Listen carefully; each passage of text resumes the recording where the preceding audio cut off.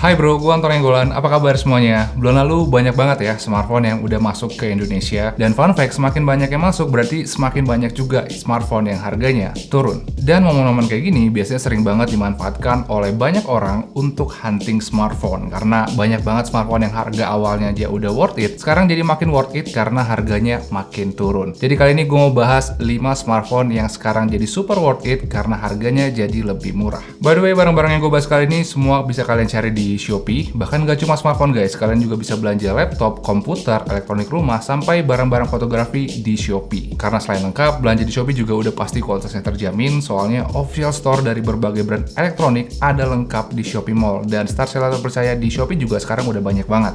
Terus selain kualitasnya bagus dan terpercaya, kita juga bisa manfaatin voucher cashback elektronik dan gratis ongkir yang bakalan ngebuat harganya jadi makin murah dan makin worth it. Jadi kalau mau belanja gadget yang terjamin dan worth it, teman-teman langsung aja meluncur ke Shopee elektronik murah lewat link di kolom deskripsi di bawah. Oke guys, langsung aja kita bahas. Smartphone pertama yang sekarang jadi makin worth it adalah Vivo V17 Pro. HP ini super worth it sekarang karena harganya udah turun dari 5 jutaan jadi 3 jutaan. Dan setelah harganya 3 jutaan, HP ini jadi salah satu smartphone yang sangat sulit di take down oleh HP 3 jutaan yang lainnya. Terutama untuk masalah desain. Sebenarnya ini masalah selera sih, tapi sampai sekarang belum ada yang bisa nyamain level keindahan dan keunikan dari HP ini. Jadi dia punya tampilan depan yang super clean dan warna back cover yang juga cakep. Terus dia juga punya model kamera yang paling unik dan gak ada yang nyamain, terutama bentuk racing kameranya yang ikonik banget. Terus di dalam racing kameranya ada 2 kamera yang ngebuat Doski punya 6 kamera, paling banyak untuk kelas 3 jutaan. Dan gak cuma banyak doang, kualitas tangkapannya juga bagus banget karena kualitas sensor kameranya memang gak main-main. Terus yang buat gue betah pakai HP ini adalah layarnya. Layarnya menurut gue cantik karena gak ada punch hole dan juga notch, dan dia juga punya bezel yang sangat tipis, jadi kelihatan lebih seksi. Terus HP ini juga udah pakai layar Super AMOLED Full HD Plus yang enak untuk nonton karena tajam dan warnanya bagus.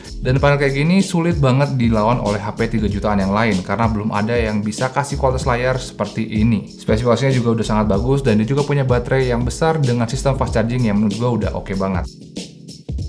Mungkin sayang utama dari HP ini adalah Redmi Note 9 Pro. Tapi walaupun kalah di sektor pengecasan dan NFC, dalam sektor lain Vivo V17 Pro ini nggak kalah jago kalau dibandingkan dengan Redmi Note 8 Pro. Bahkan di sektor lain dia bisa lebih unggul, terutama di sektor kamera, layar, dan juga dari desainnya. So gue rasa dengan harga 3 jutaan, menurut gue ini HP yang wajib banget untuk kalian perhitungkan. Terus smartphone kedua yang sekarang jadi lebih murah dan jadi lebih worth it adalah Realme 5 Pro. Dan harganya udah turun ke angka 2,5 juta. Dulu HP ini pernah jadi smartphone dengan performa terbaik di kelasnya. Dan setelah harganya turun, sekarang HP ini masih tetap mempertahankan titel performa terbaik di kelasnya karena HP baru sekarang masih belum bisa kasih spesifikasi yang setara. HP ini punya chipset yang cukup tangguh yaitu Snapdragon 712 yang udah cukup ngebut untuk gaming. Kemampuan multimedia juga udah asik karena dia udah pakai layar Full HD Plus dan juga punya fitur Dolby Atmos untuk virtual surround sound saat dengerin musik atau juga film. Terus sektor kameranya juga udah mantap karena udah pakai 48 megapiksel quad kamera buatan Sony. Dan yang terpenting, dia sudah support charger VOOC 3.0 yang punya charging speed terkencang di harga 2,5 juta. Dan dengan semua yang dibawa, gue rasa HP ini masih sangat sulit untuk ditandingi oleh HP 2,5 jutaan yang ada sekarang. Sebenarnya ada 2 HP yang mendekati value dari HP ini, dan itu adalah Redmi Note 8 Pro dan juga Redmi Note 8. Tapi Redmi Note 8 masih tetap kalah kencang dan Redmi Note 8 Pro harganya itu masih tinggi karena cuma turun 100 ribu doang dari harga launchingnya. Jadi untuk 2,5 juta, gue rasa Realme 5 Pro masih sangat sulit untuk dilawan dan layak banget untuk dipertimbangkan. By the way, link pembelian untuk barang-barang kita bahas kali ini semua lengkap di kolom deskripsi. Itu akan direct ke Shopee karena belanja barang elektronik dengan kualitas terjamin ya enakan di Shopee. Soalnya official store dari berbagai brand elektronik lengkap ada di Shopee Mall dan star seller terpercaya juga udah banyak banget di Shopee. Terus selain kualitasnya bagus dan sellernya terpercaya, di Shopee juga ada voucher cashback elektronik dan gratis ongkir yang bakalan ngebuat harganya jadi makin murah dan lebih worth it lagi. Jadi kalau teman-teman mau belanja gadget yang aman dan worth it, teman-teman langsung aja meluncur di Shopee elektronik murah lewat link di kolom deskripsi di bawah.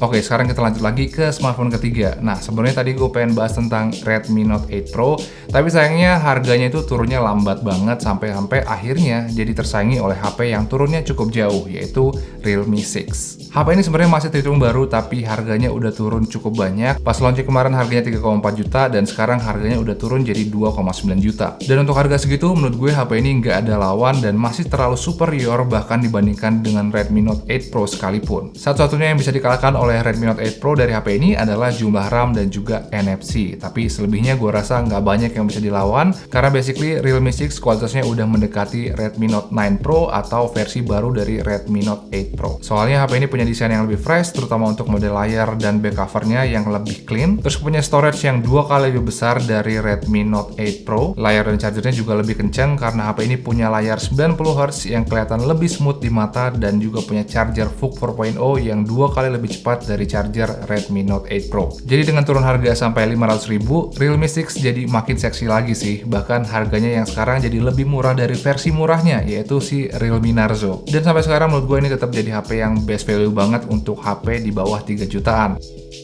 Oke, sekarang kita lanjut ke smartphone keempat, dan kali ini gue mau bahas tentang smartphone yang ber-NFC karena ada 3 yang sebelumnya tadi kan nggak punya NFC. Oke, HP keempat yang gue rekomendasikan adalah Nova 5T. HP ini dulu sempat habis di pasaran, tapi sekarang ternyata stoknya udah makin banyak dan udah mulai dijual lagi dengan harga 4,8 jutaan. Padahal dulu harganya itu sekitar 6,9 juta. Dan dengan harga segitu, HP ini masih dapat titel menang banyak karena memang HP ini bawa cukup banyak fitur high-end dengan harga yang masuk dalam kategori smartphone mid-range. Di kelas 4 jutaan, HP ini masih tetap jadi HP teratas untuk price to performance karena sampai sekarang belum ada HP 4 jutaan yang punya chipset flagship seperti Nova 5T.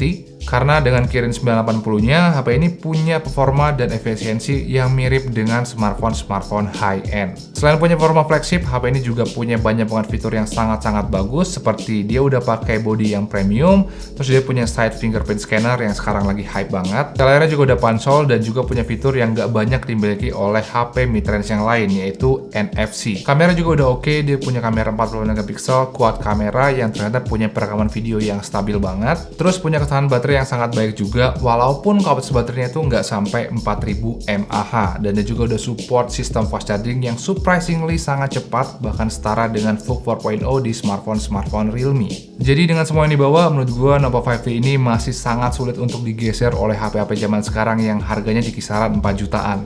Dan gue sangat merekomendasikan HP ini buat teman-teman yang memang pengen punya smartphone ber-NFC dengan feel smartphone high-end. Nah, smartphone terakhir yang menurut gue jadi worth it lagi setelah turun harga cukup banyak adalah Samsung Galaxy A50s.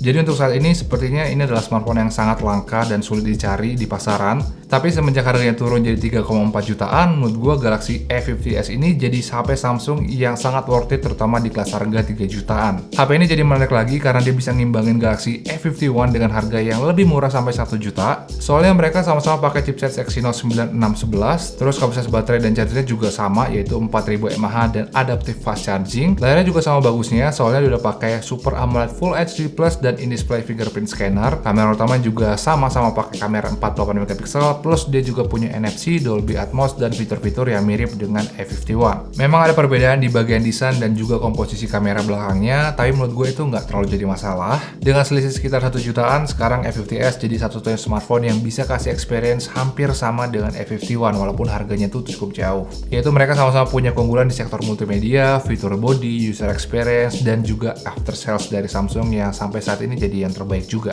Jadi menurut gue dengan harga 3,4 jutaan, Galaxy A50s ini jadi wajib banget untuk dipertimbangkan, terutama buat kalian yang memang berencana untuk ngambil smartphone Samsung, terutama Samsung Galaxy A51. Oke guys, itu tadi 5 smartphone yang paling worth it untuk bulan ini, dan semua smartphone itu bisa kalian beli di Shopee. Karena belanja gadget dengan kualitas terjamin, ya lebih enak di Shopee guys. Soalnya official store dari berbagai brand elektronik lengkap ada di Shopee Mall, dan style seller terpercaya juga udah banyak banget di Shopee. Terus selain kualitasnya bagus dan sellernya terpercaya, di Shopee juga ada voucher cashback elektronik dan gratis ongkir yang bakalan ngebuat harganya jadi lebih murah dan lebih worth it. Jadi kalau kalian mau belanja gadget yang aman dan worth it, teman-teman bisa langsung aja meluncur ke Shopee elektronik murah lewat link di kolom deskripsi di bawah. Jadi ya, mungkin segitu aja video kali ini. Semoga membantu. Terima kasih udah nonton, dan kita ketemu lagi di video-video berikutnya. Ciao!